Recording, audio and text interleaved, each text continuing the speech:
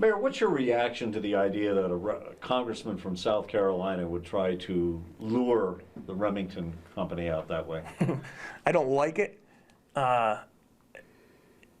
If Remington had approached him, it'd be a whole different story. But for him to solicit a major manufacturing company out of New York State, which is no secret, manufacturing struggles in this state, he just crossed the line he shouldn't have crossed, in my opinion. It's their feeling that New York has become, they think that maybe Remington might feel that New York is no longer welcoming to a gun manufacturer because of the new laws. What's your reaction to that? I don't think this new gun law is going to stay in effect anyways. I believe, and I'm very optimistic about this, but I believe it. I think that through the courts, it's going to be repealed. My opinion is it's illegal, it's unconstitutional. But if that's what they believe, then that's fine. And do they have some justification? Yeah, I don't think New York is the most friendly state to do business in. But on the other side of that, the state and this village have helped Remington immensely in the past few years to keep them here and to make production as easy and as inexpensive as possible. And we have a great relationship with Remington. It's almost 200 years in this village. Yep. Yep. So you wouldn't expect it to move? I would hope it wouldn't. Who wants to? Anybody from this area, not just the village of Ilion, but the whole entire Mohawk Valley, a 200-year manufacturing facility. I don't want them to celebrate that in some other state, I don't even want them to celebrate that in some other village. I want them here. This is where they belong. I've said on a couple of previous interviews, Remington is Ilion and Ilion is Remington. If you go somewhere and they ask you, oh, where are you from? Ilion, New York. Oh, that's where they make Remington. Mm-hmm. Yes, it is. Or you tell somebody, I grew up and I live or have lived in the village that they make Remington firearms in. Oh, that's Ilion, New York. That's what it's all about. They belong here. You have emerged, I hate to say this, yeah. You have emerged, Mayor, as a national figure in regards to this whole debate over New York's gun control law. First of all, what do you think of your new celebrity here? I'm not comfortable with that. Look, I had, how do you put it, 8 seconds of fame maybe that I actually got to speak on the Piers Morgan show. I wasn't given an awful lot of time. I got 8 pages of notes here that I would have certainly loved to sit down and discuss with him. Wasn't given the opportunity, but I said in a different interview, any press is good press at this point in time because it gets the name of Ilion, New York, and Remington out there, and it shows the people, look, I didn't wear a suit, I didn't wear a tie, I've taken some heat for that, but that's not me. That's not the people in this area.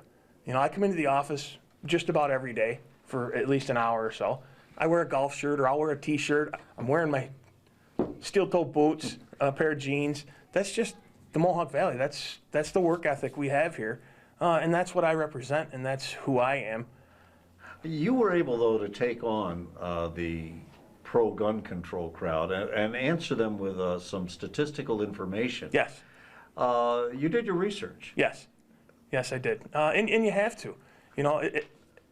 You got to understand, I'm pretty comfortable with you and I right now. It's local. People are going to see it. I'm fine with that. That's from this area. That's who I am. But my father-in-law put it the best. He says, you're going to be on in front of 5 or 6 million people. And I was like, oh, thanks. My mouth they told me in the earpiece, you got 5 seconds. My mouth went as dry as a cotton ball. And I've never had an issue speaking in front of people. I've done it since I was 10 years old. Never had an issue. But I knew I had to do some research on this. The statistics are out there that go against everything that the anti-gun people are preaching. You're claiming that the actual amount of violence in this country is decreased 17%? 17% violent crime. And you're also saying in the rest of the world, compared to the rest of the world, the United States is not even in the top 10 of violent crime. Ironically, the UK has 14% more violent crime than the United States. Per capita? Yes. Yes. And this is lost in the arguments that I believe so, yeah. And look, when I say violent crime, that doesn't mean just gun crime. That's any kind of violent crime. You use a baseball bat, a knife, whatever, that's violent. So yeah, but out of that 93% of violent crime in the U.S. is committed without a handgun or a weapon or a gun of any kind.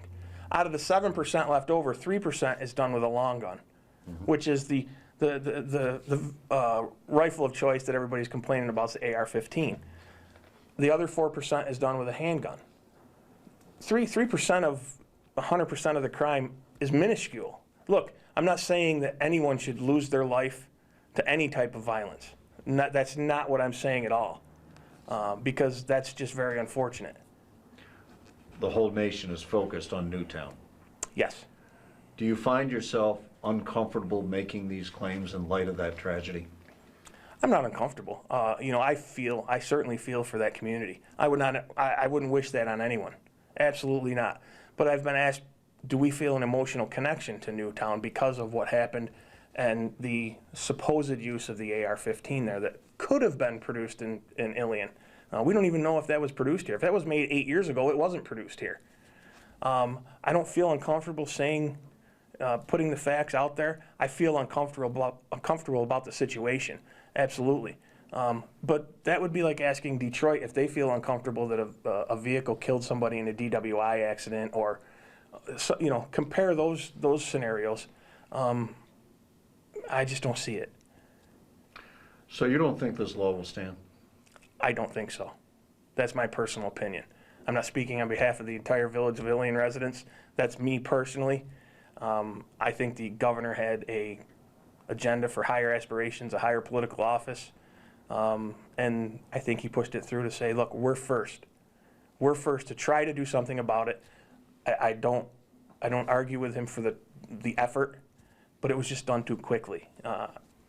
When your police officers aren't exempt from the law, then you did something wrong, because those are the people that protect our very freedoms, our communities. They protect and serve every day. So they would be forced to only carry 7 bullets? Sure.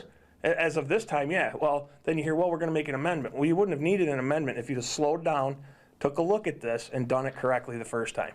You feel that he abridged the constitutional, not only the Second Amendment, but the manner in which it was passed violates the Yes.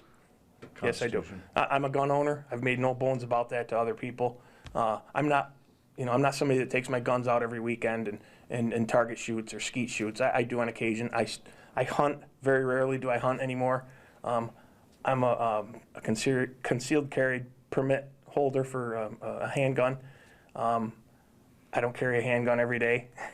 There's times when you put it on just because you feel comfortable with it. But look, my father and my brothers were members of the military. My father was a 30-year veteran of the military. He fought to keep those amendments and our rights to allow us to do that. Now, 240 plus years ago, when the Constitution was put together and signed by the members that signed that, they had the forethought to think, this is the way it has to be, because this is what we fought and died for, to make our country free. I signed on, when I took the oath of office as a trustee before and as the mayor now, to support the Constitution of the United States and the state of New York. I didn't sign on to support the changes to the Constitution in the state of New York. That's not what I signed up for. So in my opinion, Governor Cuomo and President Obama are violating the Constitution because they're not supporting what they signed up for. Is the Constitution etched in stone? That's a good question. That's a tough question. Probably not.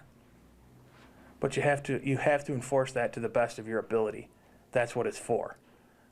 Can things change? Absolutely, in the proper manner.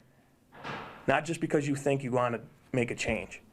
I can't do that as the Village of Ilion. I don't have closed-door meetings like Governor Cuomo did to pass something through. You have to let the public have their say. You have to let your board members have their say. So he has to let the legislature, the Assembly and the Senate, have their say, but they needed time to look this over. He just rammed this through behind closed doors. And if I have to abide by the open government law, why shouldn't he as the chief officer of the state of New York?